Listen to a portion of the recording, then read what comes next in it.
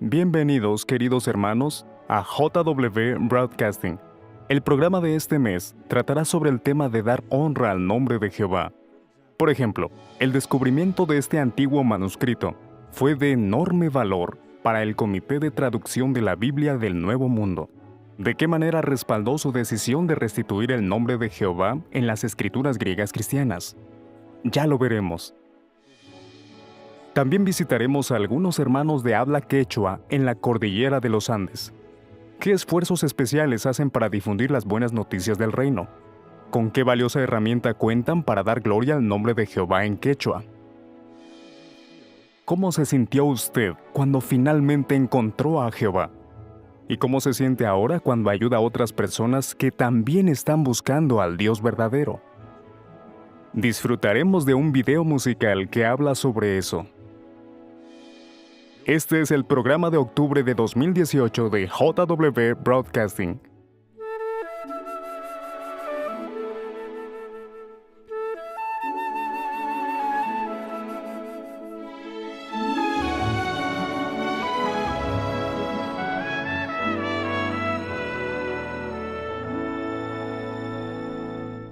Ya han pasado 5 años desde que salió a la luz la edición revisada de la traducción del Nuevo Mundo en inglés. ¡Qué gran bendición ha sido esa Biblia! ¿Recuerdan las razones por las que el cuerpo gobernante vio necesario que se revisara la traducción? Una razón fue honrar el nombre divino, el cual se restituyó en 6 distintos lugares, gracias a las pruebas encontradas. Otra razón fue facilitar la labor de traducir las Santas Escrituras a más idiomas. Los equipos de traducción de la Biblia enviaron miles de preguntas que nos ayudaron a identificar dónde podía quedar más claro y entendible el texto en inglés, sin sacrificar su exactitud. Le hemos estado pidiendo a Jehová que con el paso del tiempo más y más hermanos tengan la traducción del Nuevo Mundo en su idioma. El cuerpo gobernante siente que Jehová está contestando esa oración. Hasta ahora, la edición revisada ya está disponible en 13 idiomas. Los invito a escuchar lo que algunos de nuestros hermanos europeos dicen sobre cómo esa edición los ha ayudado a estudiar y predicar mejor.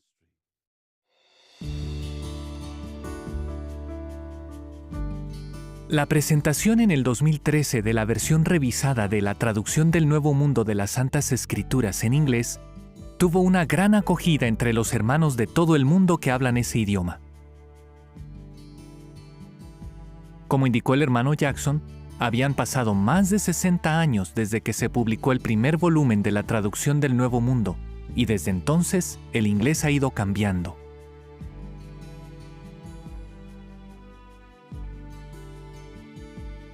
A lo largo del 2017, la revisión de la traducción del Nuevo Mundo se presentó en algunos idiomas europeos.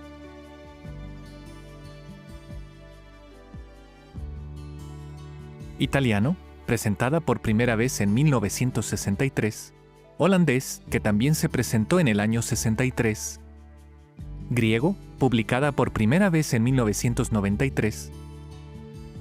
Y húngaro, que salió en el año 2000.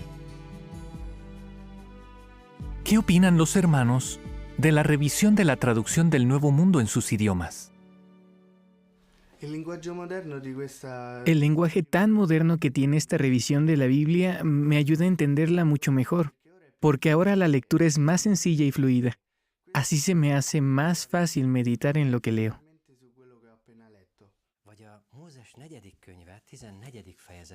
En Números 14:24, Jehová le habla a Moisés. En la versión anterior, Jehová le dice que un espíritu diferente había resultado estar con Caleb. En la nueva edición en húngaro, el texto dice que Caleb no pensaba como los demás. Está tan claro que no hacen falta más explicaciones. Salmo 7:9 antes decía que Jehová examina el corazón y los riñones. Ahora dice que examina el corazón y las emociones más profundas. Se entiende mucho mejor. Ahora los hermanos entienden mejor la palabra de Dios, pero además están muy contentos de poder usar su nueva Biblia en el ministerio. ¿Por qué razón? Cuando lees un versículo, te das cuenta de que la gente lo entiende mejor. No hay que dar tantas explicaciones. Es genial. A mí me encanta el glosario. Es una especie de mini perspicacia. Es muy práctico para el estudio personal y para el ministerio. También me gusta la introducción con las 20 preguntas que hay al comienzo de la Biblia, pues son las más comunes que se hace la gente en el territorio. Además, tiene textos bíblicos y unos dibujos muy bonitos. Es muy sencilla y práctica. ¿Qué importantes factores tuvieron en cuenta los traductores para lograr una revisión tan buena de la traducción del Nuevo Mundo?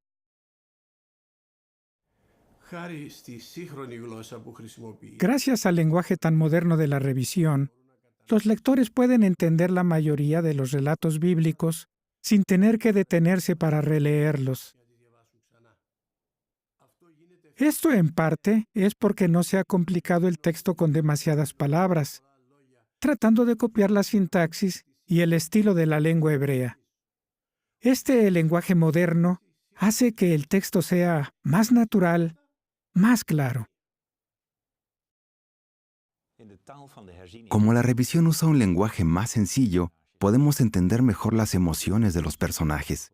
Es muy fácil identificar cuando alguien está enojado, desesperado o triste.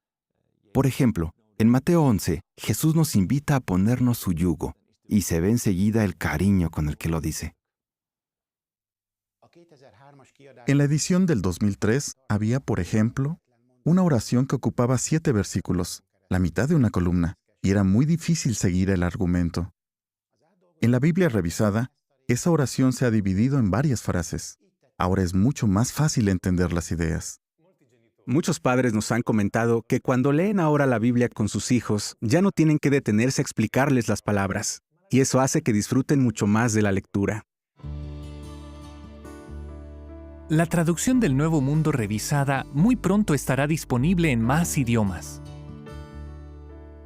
Sabemos que Jehová desea que su pueblo lo escuche hablar de una manera clara y entendible. Así podremos conocerlo aún mejor, y nuestro amor hacia Él continuará aumentando mientras disfrutamos de leer su palabra.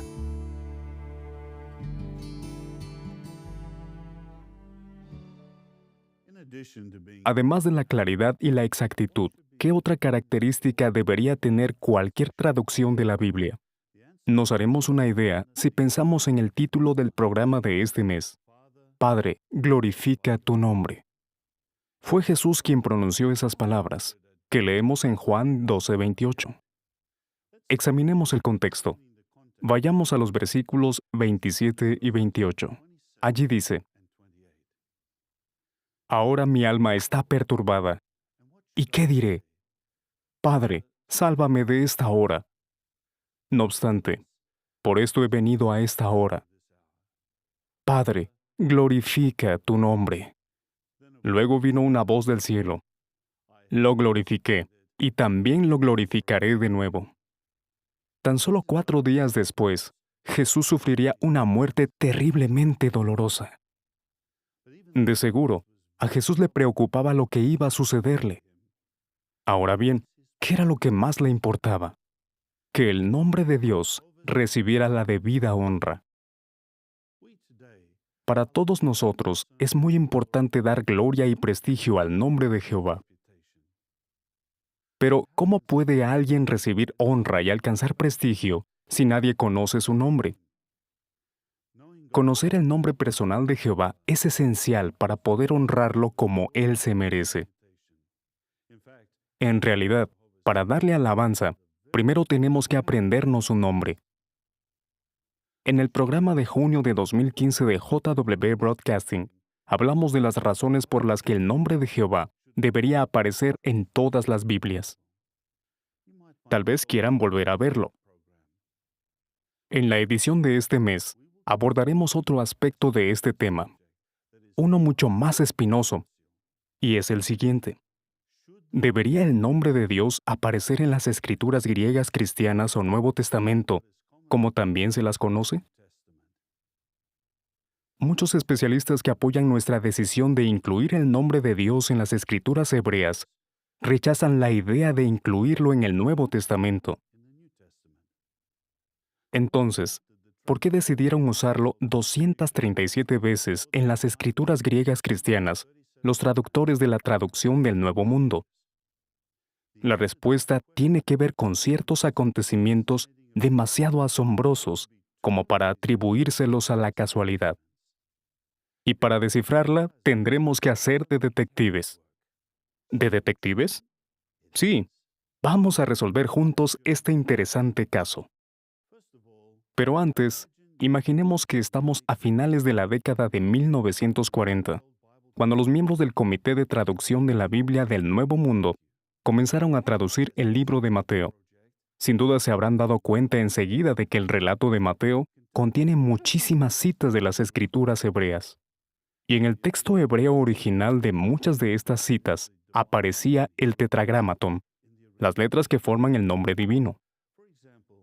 Hallamos un ejemplo en Mateo 22, versículo 44.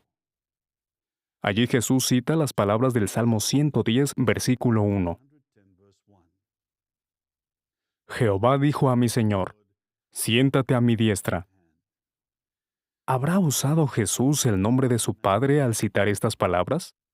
¿O lo habrá sustituido por un título como Señor? Los hermanos notaron algo muy interesante que se observa en Mateo 22:44 en muchas ediciones de la versión del Rey Jacobo, en inglés. En ese versículo aparece todo en mayúsculas la palabra Señor. Y en esta versión se hace lo mismo cada vez que en el texto hebreo original aparece el nombre divino. Así que, al usar Señor en mayúsculas en ese versículo, se reconoce que el nombre de Dios aparece en la cita original. Y eso nos hace pensar que Jesús sí usó el nombre de su Padre. Ahora bien, antes de que se publicara la traducción del Nuevo Mundo, muchos expertos creían que, tiempo antes de que Jesús viniera a la tierra, los judíos ya habían quitado el tetragramaton de la Septuaginta, la traducción al griego de las escrituras hebreas. Si hubiera sido así, las copias de las Santas Escrituras que tenía la gente en los días de Jesús no hubieran incluido el nombre divino. Entonces, ¿qué debía hacer el comité? ¿Debía usar el nombre divino en su traducción o no? Aquí es donde la historia se pone interesante. Precisamente en esos años, salieron a la luz ciertos descubrimientos que desmintieron a aquellos expertos. En el prólogo de la edición de 1950 de la traducción del Nuevo Mundo de las Escrituras griegas cristianas, se habla de uno de esos hallazgos. Tenía que ver con unas copias en papiro de la Septuaginta que databan del tiempo de Jesús. ¿Qué revelaron esos fragmentos? El siguiente video nos dará la respuesta. En 1950 se publicó en inglés la traducción del Nuevo Mundo de las Escrituras griegas cristianas.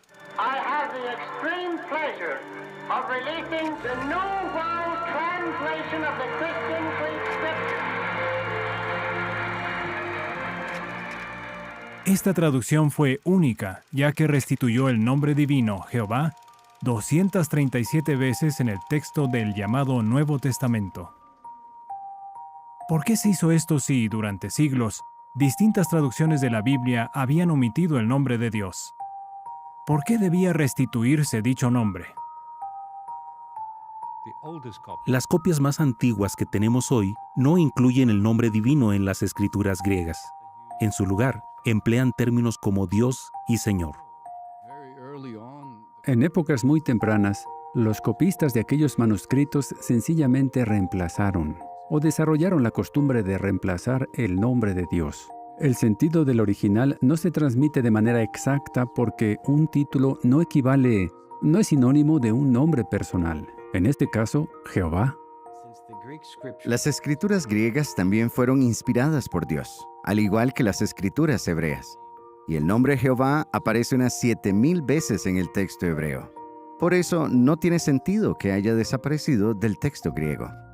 El Comité de Traducción de la Biblia del Nuevo Mundo estaba convencido de que el nombre Jehová debía figurar en las escrituras griegas cristianas.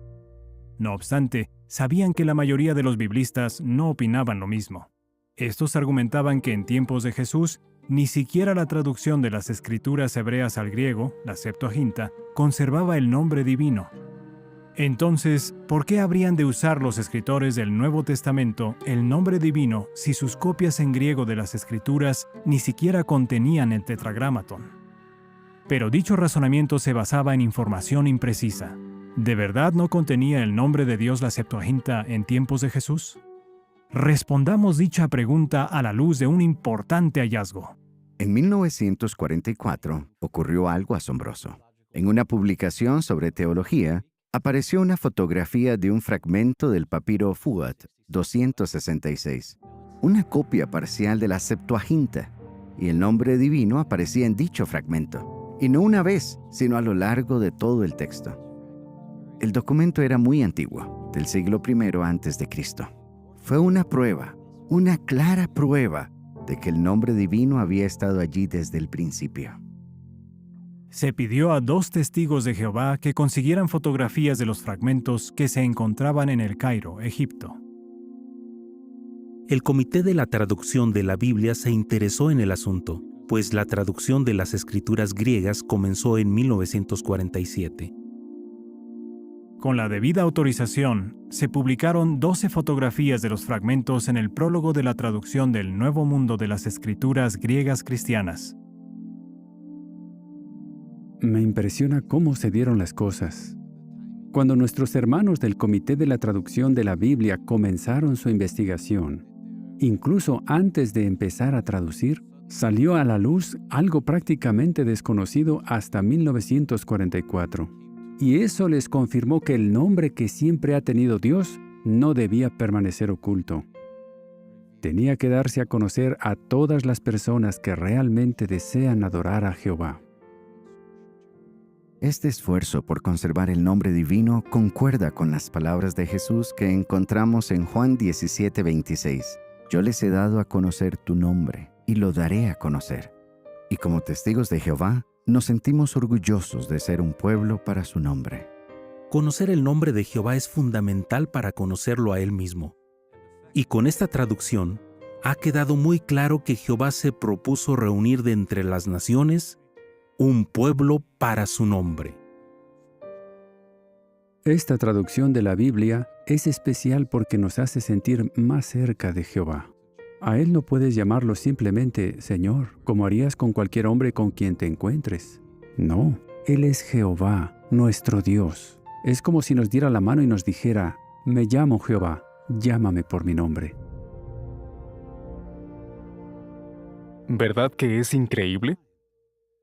La prueba definitiva de que el nombre divino en hebreo sí aparecía en las copias de la Septuaginta que tenía la gente de los días de Jesús se halló en el momento más oportuno, justo cuando los miembros del comité a cargo de nuestra traducción debían decidir si incluirían el nombre Jehová en las escrituras griegas.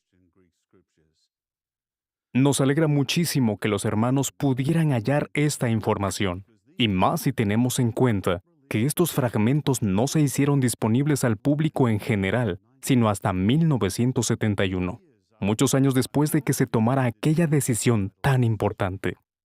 Pero ahí no quedó todo. ¿Recuerdan qué otros importantes documentos se descubrieron a partir de 1947? Los rollos del Mar Muerto. Muchos de esos rollos eran del tiempo en el que Jesús estuvo en la tierra. ¿Y qué podía verse una y otra vez en dichos rollos? Efectivamente, el tetragramaton, el nombre divino. ¿No les llama la atención que estos hallazgos ocurrieran en los años en que los hermanos estaban preparando la traducción del Nuevo Mundo? ¿Habrá sido coincidencia o habrá intervenido Jehová en los asuntos? ¿Qué ha sucedido desde aquella época? Como el nombre divino aparece vez tras vez en los fragmentos de la Septuaginta que datan del siglo I antes de nuestra era y del siglo I de nuestra era, Algunos expertos se han abierto a la idea de que Jesús y sus discípulos usaron el nombre divino al citar de las Escrituras. Sin embargo, hay que recordar que, de las 237 veces en las que nuestra traducción restituye el nombre de Dios en las Escrituras griegas, solo una tercera parte corresponde a citas de las Escrituras hebreas. ¿Y en qué se basaron los hermanos para el resto de los casos? Pues justamente es aquí donde tenemos que hacer de detectives. Imagine que usted es un detective a quien se le ha encargado investigar el robo de más de 200 obras de arte de varios museos y galerías. El ladrón no solo se llevó las piezas, sino que las sustituyó por imitaciones. Ahora usted tiene que empezar a buscar pistas. Lo primero que hay que hacer es averiguar en dónde se encontraba cada una de las obras originales. Para hacerlo, debe identificar cuáles son las imitaciones. Así, podrá devolver las obras originales a su debido lugar. Pues bien, existen pruebas sólidas de que un delito parecido se cometió entre los siglos II y III de nuestra era. Los apóstatas quitaron el nombre divino que figuraba en los manuscritos bíblicos y lo reemplazaron por Kyrios, la palabra griega para Señor. Hay muchas pruebas de que esto ocurrió. Ellos fueron como el ladrón de las obras de arte, porque se llevaron algo valiosísimo al quitar el nombre de Jehová de las escrituras griegas cristianas. Sin embargo, hay un problema. No existen copias del siglo I de las escrituras griegas que podamos examinar. Los manuscritos más antiguos que tenemos disponibles son de finales del siglo II, y para entonces ya se había cometido el delito. El nombre de Dios ya no se encontraba en ninguna parte. Entonces, ¿cómo podemos saber en dónde aparecía originalmente el nombre divino? O sea, ¿de qué lugares lo quitaron los apóstatas? Pues como buenos detectives, tenemos que llevar a cabo nuestra investigación y seguir las pistas. Este trabajo exige que analicemos cada caso en que aparece la palabra Señor en el texto, para determinar si se refiere a Jehová, a Jesús o a alguien más que pueda tener ese título. En esencia, hay 5 pistas que nos ayudan a identificar de dónde se llevaron el nombre divino, nuestra obra de arte. Examinemos a fondo cada una de ellas. La primera pista es la más obvia. Se trata, como ya dijimos, de los pasajes que dicen Señor, pero que en realidad son citas de las escrituras hebreas que incluyen el nombre divino. La segunda pista tiene que ver con expresiones fijas del hebreo que incluyen el nombre divino. Por ejemplo, si yo les dijera, sucedió en un abrir y cerrar de... ¿Qué seguiría? Ojos, no manos. Porque la expresión es en un abrir y cerrar de ojos. Lo mismo pasa con ciertas expresiones en hebreo que incluyen el nombre de Jehová. Pongamos por caso Mateo 1:20, donde aparece la expresión el ángel de Jehová. Cuando encontramos expresiones fijas, como esta, en el texto griego, sabemos que el nombre divino estaba originalmente ahí. Hallamos la tercera pista en los pasajes que dicen Señor y que incluyen palabras que se le atribuyen a Jehová. Un ejemplo es Mateo 1:22, donde dice, todo esto realmente pasó para que se cumpliera lo que Jehová había hablado por su profeta.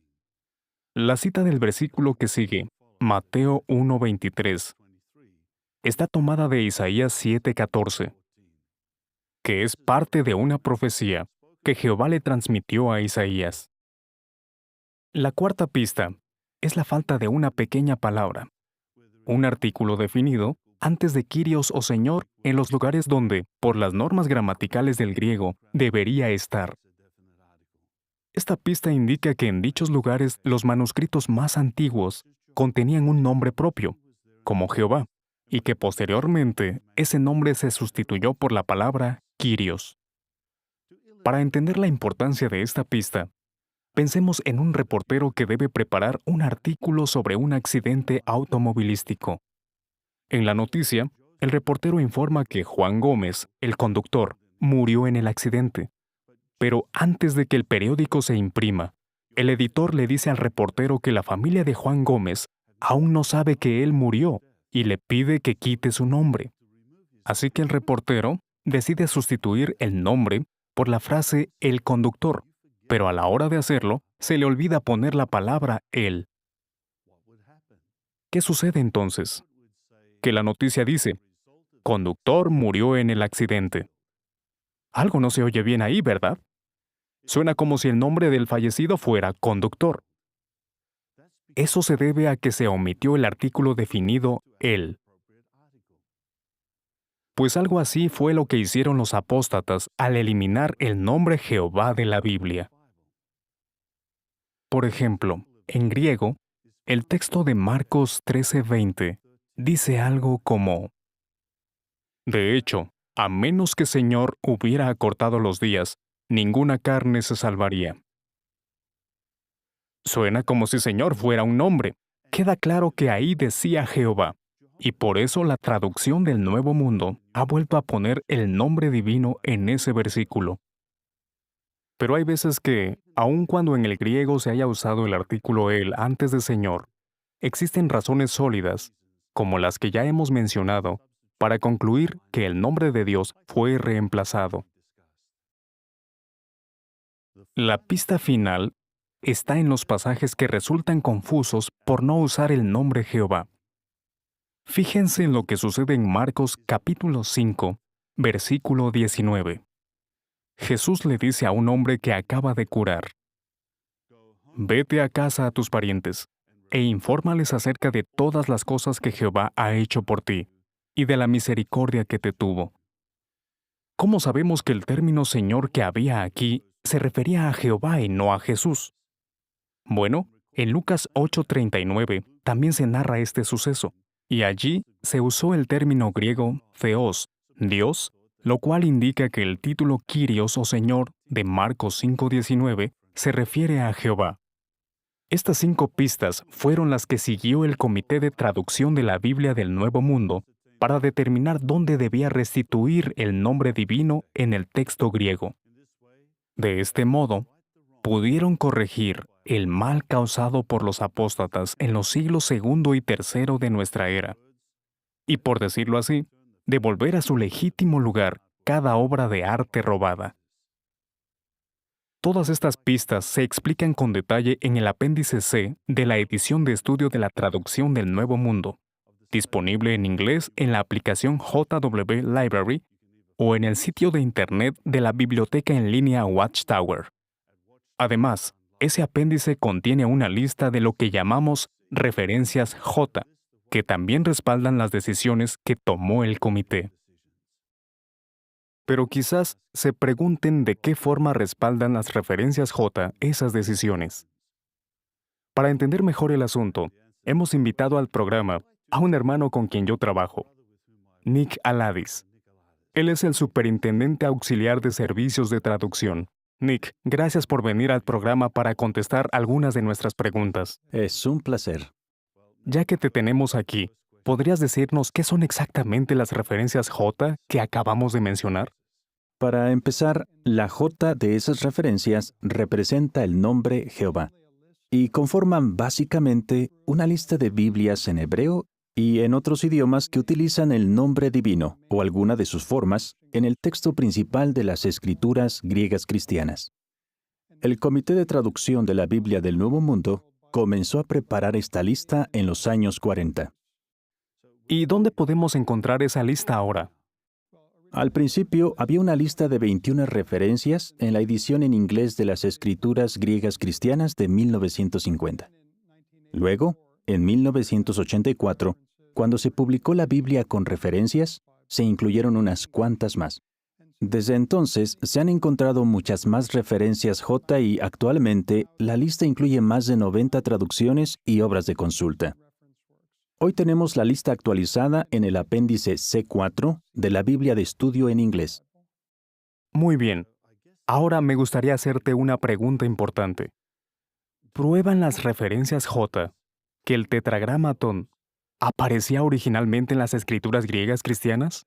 No, en realidad no. A ver, creo que la mayoría no esperaba que dijeras eso. ¿Podrías explicarte un poco más? Bueno, el Comité de Traducción de la Biblia del Nuevo Mundo no se basó en las referencias J para tomar la decisión de restituir el nombre divino en las escrituras griegas cristianas. Las razones para dicha decisión quedaron muy claras con lo que ya has explicado. Más bien, las referencias J sirven para demostrar que otros traductores también han decidido restituir el nombre de Dios en sus ediciones de las escrituras griegas cristianas, conocidas también como el Nuevo Testamento. Bien, hablando de esos traductores de la Biblia, ¿podrías mencionarnos un ejemplo?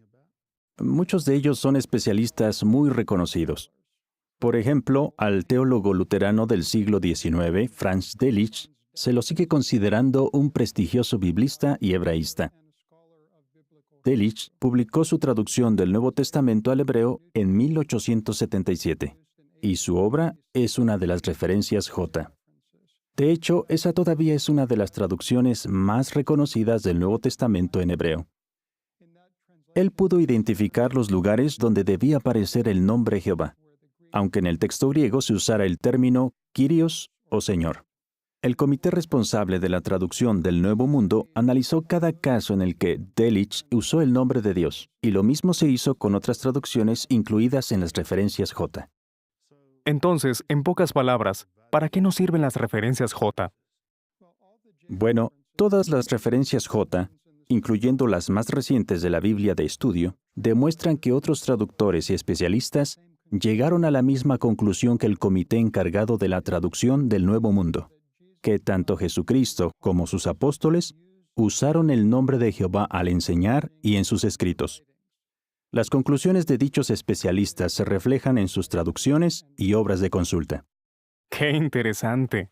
Entonces, si lo he entendido bien, cuando consultemos el apéndice C3, hallaremos una lista de las razones por las que el Comité de Traducción de la Biblia del Nuevo Mundo decidió poner el nombre Jehová en ciertos versículos. Y el apéndice C4 es prácticamente una lista de otras traducciones de la Biblia en las que los traductores tomaron exactamente la misma decisión. ¿Es así? Sí, así mismo es. Pues qué bien, Nick. Muchas gracias por venir al programa. Lo que acabas de decir ha sido muy útil. Antes de que te vayas, nos gustaría pedirte que lleves nuestros saludos y cariño a todos los hermanos y hermanas tan trabajadores que colaboran contigo en servicios de traducción. Claro que sí. Muchísimas gracias. ¿Por qué pone tanto cuidado la organización en la labor de traducir la Biblia?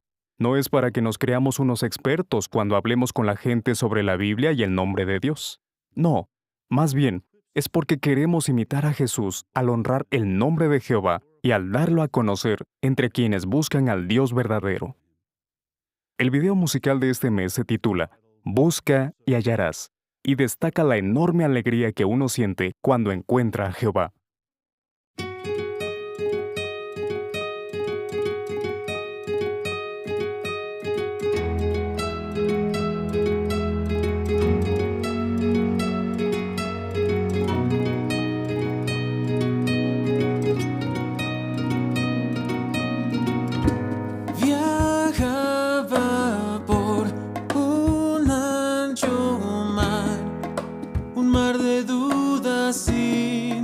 Respuesta tenía que buscar, quería encontrar una valiosa perla y sin descansar fui surcando el mar, las velas desplegué y comencé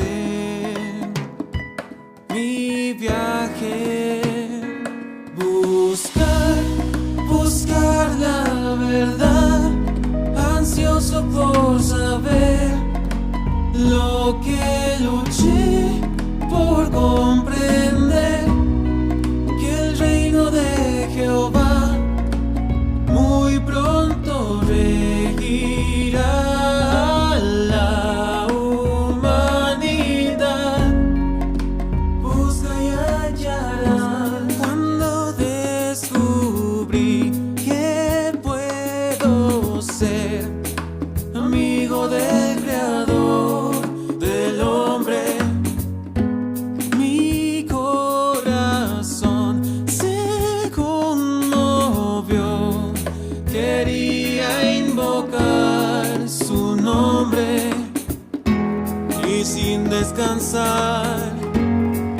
surcando el mar, las velas despegué y continué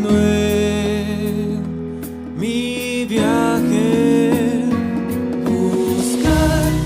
Buscar la verdad, ansioso por saber lo que luché por comprender, que el reino de Jehová, muy pronto el paraíso prometido nos traerá.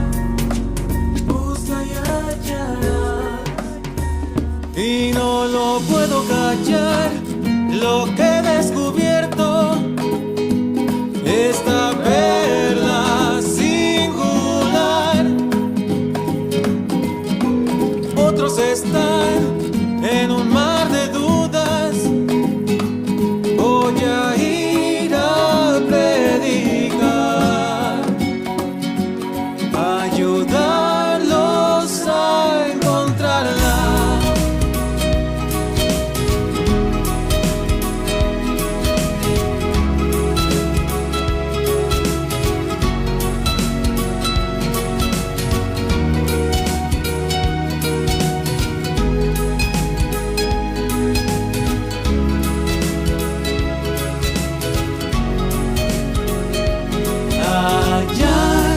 Hallar la verdad, feliz por aprender lo que luché por comprender, que el reino de Jehová muy pronto nos dará la vida sin final.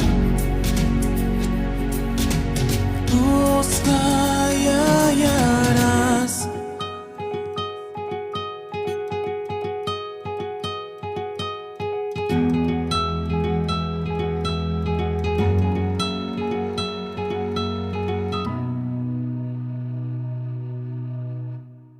Quizás usted se haya identificado con la letra de la canción. Tal vez se sentía ansioso de conocer y comprender las verdades de la Biblia. Qué maravilloso es encontrar a Jehová y ayudar a otras personas a lograr lo mismo. Al hacerlo, le damos gloria y hacemos honor a nuestro nombre, testigos de Jehová. Claro está, portar dicho nombre es, además de un honor, una gran responsabilidad. ¿En qué sentido? Escuchemos un breve discurso del hermano Robert Siranko, presentado en la adoración matutina. Cuando el apóstol Pedro escribió las palabras del texto de hoy, ya había judíos, prosélitos, samaritanos y gentiles en la congregación cristiana. Formaban parte del pueblo de Dios, el Israel espiritual de Dios. En el versículo anterior al texto de hoy, Pedro indicó cuál era la misión de ese pueblo. Veamos lo que dijo en 1 de Pedro, capítulo 2, en los versículos 9 y 10. En 1 de Pedro 2. Allí escribió: Pero ustedes son una raza escogida, un sacerdocio real, una nación santa, un pueblo para posesión especial, para que declaren en público las excelencias de aquel que los llamó de la oscuridad a su luz maravillosa. Porque en un tiempo ustedes no eran pueblo, pero ahora son pueblo de Dios. Por supuesto, esto se refiere a los miembros de la congregación ungidos por Espíritu, que tendrían la responsabilidad de glorificar el nombre de Jehová y ser sus testigos. Eso concuerda con lo que Pedro mismo dijo años antes en una reunión del cuerpo gobernante del siglo I. Tal como leemos en Hechos 15. Busquemos Hechos 15 y leamos a partir del versículo 14.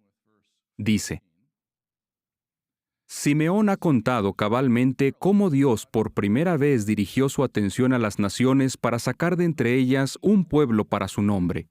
Y con esto convienen las palabras de los profetas, así como está escrito: Después de estas cosas volveré y reedificaré la cabaña de David que está caída, y reedificaré sus ruinas y la erigiré de nuevo, para que los que queden de los hombres busquen solícitamente a Jehová junto con gente de todas las naciones, personas que son llamadas por mi nombre, dice Jehová, que está haciendo estas cosas. ¿Y qué decir de quienes somos testigos de Jehová? pero no somos cristianos ungidos. ¿También somos parte del pueblo de Dios? Claro que sí.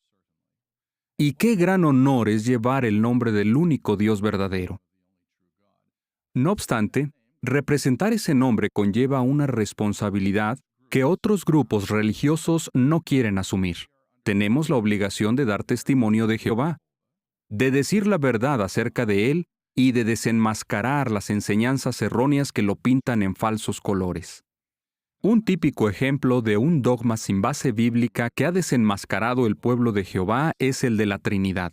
Eso me recuerda el caso de un falsificador que engañó a mucha gente experta.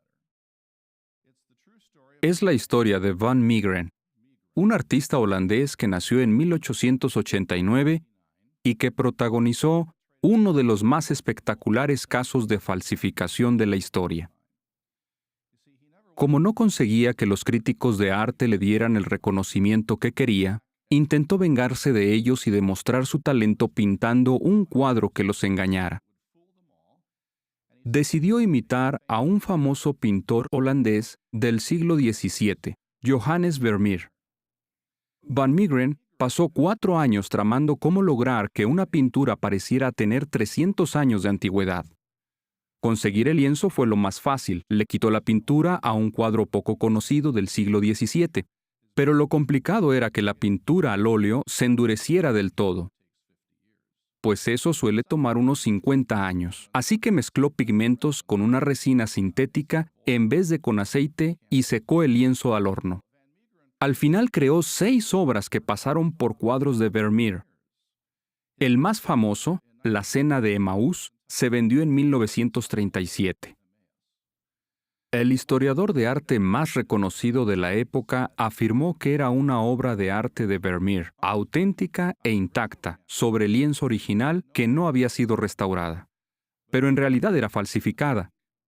La opinión de ese crítico se consideraba sagrada en el mundo del arte, tanto que él se había ganado el sobrenombre de El Papa. Sin embargo, con el tiempo se demostró con un análisis químico que la pintura contenía un ingrediente que no se descubrió sino hasta 2 siglos después de la muerte de Vermeer, y de ese modo se desenmascaró el fraude de Van Meegeren. Algo parecido sucedió con la apostasía que hubo después de la muerte de los apóstoles. Casi 300 años después de que se terminara de escribir la Biblia, un escritor que creía en la Trinidad añadió a 1 de Juan 5:7 las palabras: en el cielo, el Padre, el Verbo y el Espíritu Santo, y estos 3 son uno. Pero eso no aparecía en los manuscritos griegos más antiguos. Así que es una falsificación de la palabra de Dios. Aún así, por siglos las iglesias han divulgado la doctrina de la Trinidad. Para el siglo XIX, casi todas las traducciones de la Biblia tenían ese texto añadido. En 1897, el Papa León XIII aprobó que la Vulgata Latina conservara esas palabras. Llama la atención que la New Catholic Encyclopedia afirme: el dogma trinitario es, a fin de cuentas, un invento de finales del siglo IV. Entre los padres apostólicos no hubo nada ni remotamente parecido a esa mentalidad o enfoque. Los testigos de Jehová ungidos rechazaron con firmeza el dogma de la Trinidad de la cristiandad. En 1915, The Watchtower demostró que no tiene sentido enseñar una doctrina que contradice a la Biblia. Argumentó: ¿en qué enredo de contradicciones y confusión se meten los que dicen que Jesús y el Padre son un solo Dios? Eso significaría que nuestro Señor Jesús fue un hipócrita cuando estuvo en la tierra, pues habría fingido orar a Dios, cuando en realidad Él mismo era Dios. El Padre siempre ha sido inmortal, no puede morir. Entonces, ¿cómo podría morir Jesús? Sin embargo, las Escrituras declaran que sí murió. Por otra parte, si admiten que en realidad Jesús murió, se enfrentan a otro problema. Creer que sus 3 dioses son una sola persona significaría que, cuando Jesús murió, los 3 murieron. Y si todos murieron, ¿quién les devolvió la vida? Es un sinsentido. ¿Deberíamos contradecir a los apóstoles, a los profetas y al propio Jesús? ¿Echar a un lado la razón y el sentido común para apoyar un dogma que proviene de un pasado oscuro, lleno de supersticiones y de una iglesia corrupta y apóstata? De ningún modo, dijo The Watchtower. El pueblo de Jehová sigue enseñando la verdad sobre el único Dios verdadero. Las palabras que Jehová expresó mediante su profeta Isaías siempre se han cumplido, tanto en los israelitas de nacimiento de la antigüedad como en el Israel espiritual de tiempos modernos. Están en Isaías 43:21. En unos versículos anteriores del capítulo 43 leemos: Ustedes son mis testigos. Luego, en el versículo 21 dice: El pueblo a quien he formado para mí mismo, para que relate la alabanza mía. Así es, el empeño que han puesto los testigos de Jehová, el pueblo de Dios, en desenmascarar enseñanzas falsas que no se basan en la Biblia, enseñar la verdad sobre Jehová y santificar su nombre, ha llegado a unos niveles que no ha alcanzado ningún otro grupo religioso. Y Jehová se fija en eso. Veamos lo que dice el tercer capítulo de Malaquías. Malaquías, capítulo 3. A partir del versículo 16. Malaquías 3:16. En aquel tiempo, los que estaban en temor de Jehová hablaron unos con otros, cada uno con su compañero, y Jehová siguió prestando atención y escuchando. Y un libro de recuerdo empezó a ser escrito delante de él para los que estaban en temor de Jehová y para los que pensaban en su nombre, o lo atesoraban, como dice la nota de la traducción del Nuevo Mundo en inglés. Y ciertamente llegarán a ser míos, ha dicho Jehová de los ejércitos, en el día en que produzca una propiedad especial. De modo que Jehová ama mucho a quienes le tienen temor reverente y atesoran su nombre. Eso los hace el verdadero pueblo de Dios. Jehová puede hacer a un lado las ideas religiosas muy arraigadas y toda otra cosa que impida que su nombre sea santificado y que la gente conozca las buenas nuevas. Y nos asombra ver cómo usa a su pueblo, a su propiedad especial. Sean cuales sean los retos que tengamos que afrontar, Él siempre bendecirá los esfuerzos que hagamos por darle honra. Vayamos hasta Perú, donde nuestros hermanos están llegando al corazón de las personas que hablan quechua y que viven en los Andes.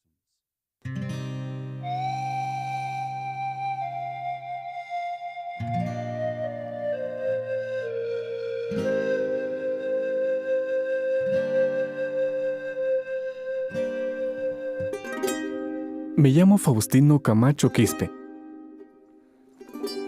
En mi familia hablamos quechua, o como lo llamamos nosotros, Runa Simi, que significa el idioma de la gente. Vivimos en una comunidad rural de las montañas del Perú. Nos dedicamos a la agricultura.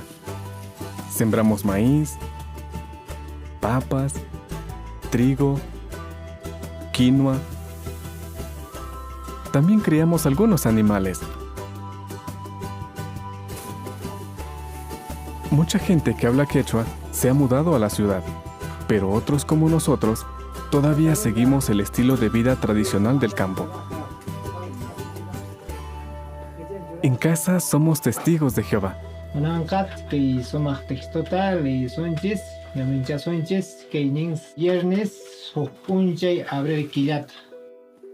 La mayoría de los hermanos de esta zona nunca habrían aprendido la verdad si no fuera porque alguien vino a predicarles en quechua. En 1992, la sucursal de Perú comenzó a expandir la obra en el campo quechua. Para poder llegar a los que vivían en zonas aisladas, hermanos y hermanas celosos tuvieron que viajar por estrechos caminos en las elevadas y frías montañas de la cordillera andina. Comenzaron a hacer grandes esfuerzos para poder predicar a los quechua hablantes en su propio idioma. A la gente le encantó recibir publicaciones en su lengua materna. Sin embargo, el poder llevar a cabo esta obra tuvo muchos desafíos. Era un gran reto no contar con una buena traducción de las Santas Escrituras en quechua. Las traducciones más comunes aquí en el Perú omiten el nombre de Dios en el texto principal. Se le puede encontrar en el glosario al final de algunas Biblias, y a veces eso usábamos para poder predicar, pero no tenía la misma fuerza que verlo en el lugar correcto. Eso, y la influencia de doctrinas falsas, hacía difícil para nosotros enseñar la verdad. Cuando les enseñamos a las personas el mensaje de la Biblia, nuestro deseo es que se acerquen a Dios, que tengan una amistad con Él. Pero nadie puede ser amigo de Dios si no sabe cómo se llama. Para que puedan sentir amor por Dios, necesitan conocer su nombre y entender lo que significa. Usábamos la Biblia en las reuniones, el ministerio y la adoración en familia. Pero la que teníamos no era una buena traducción.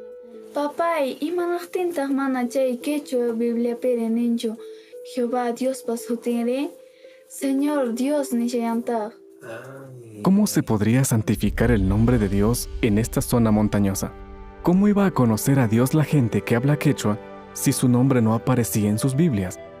Recibimos la respuesta a nuestras oraciones cuando se invitó a todas las congregaciones de habla quechua del país a asistir a una reunión especial el 1 de mayo de 2016.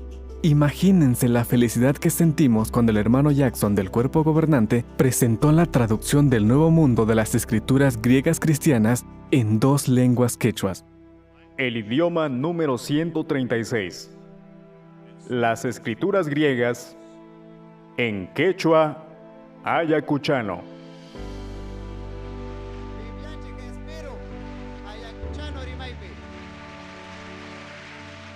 Y hay más. El número 137. El quechua cusqueño. ¡Qué magnífico regalo hemos recibido hoy! Esta nueva Biblia en quechua es una gran victoria para el gran nombre de Jehová. El nombre de Dios no se ocultará más, dando a nuestros queridos paisanos la oportunidad de conocer a Jehová.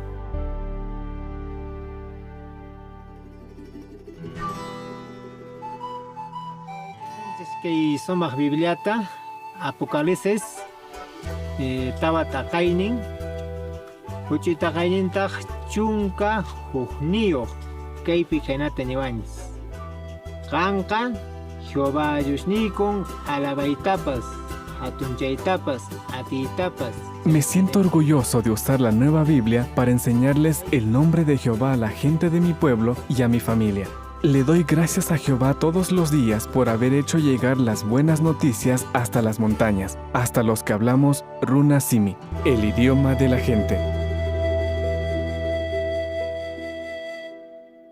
Jamás voy a olvidar los rostros felices y la emoción de nuestros hermanos el día en que se presentaron las Escrituras griegas cristianas en su idioma.